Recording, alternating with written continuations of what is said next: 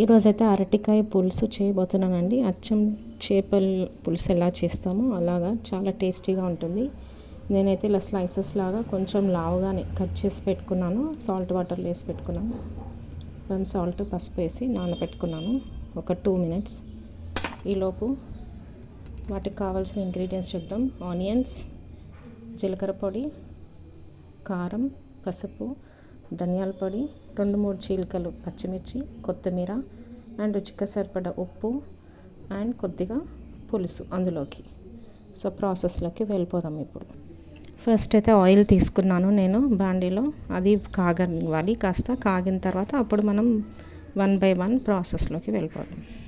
First ఇప్పుడు onions వేస్తున్నాను నేను. ఇవి కొంచెం గోల్డెన్ బ్రౌన్ కలర్ వేగితే బాగుంటుంది, టేస్టీగా వస్తుంది కర్రీ. నెక్స్ట్ ఇప్పుడు చూడండి, ఆల్మోస్ట్ బ్రౌన్ కలర్లో వచ్చేస్తుంది ఆనియన్స్. పచ్చిమిర్చి చిలుకలు వేసాను ఇందులో. అలాగే కొద్దిగా పసుపు,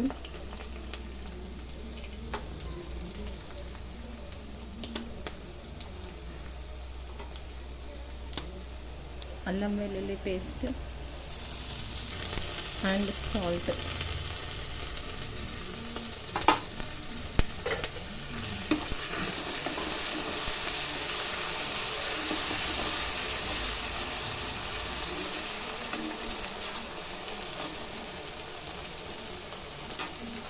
ఇందులోకి ఇప్పుడు కారం,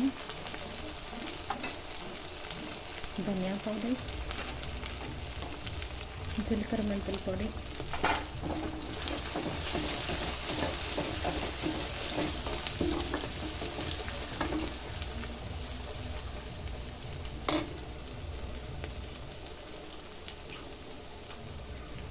ఇప్పుడు ఇందులోకి అరటికాయ తీసేసి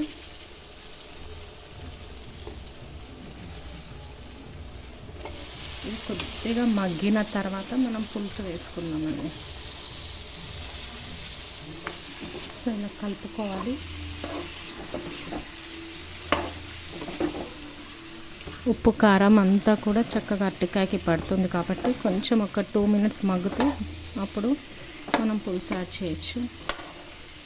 అరటికాయ తొందరగానే కుక్ అయిపోతుంది, సేమ్ ఆలు లాగా.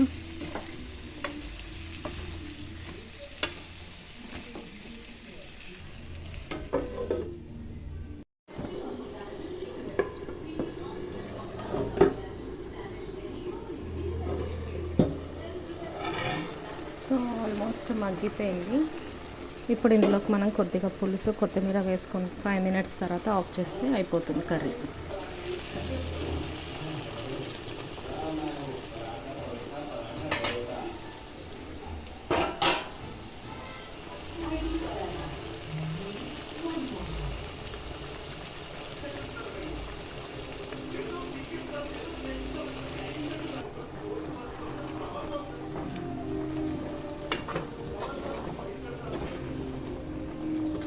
పులుసు వేసాం కదా కాబట్టి ఒక 5 మినిట్స్ దాంట్లో కొంచెం మగ్గితే కర్రీ రెడీ అయిపోతుంది. ఇంకా ఏం వేసే పని లేదు.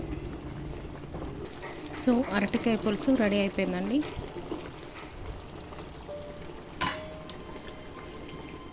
చూడండి ఎంత బాగా వచ్చిందో.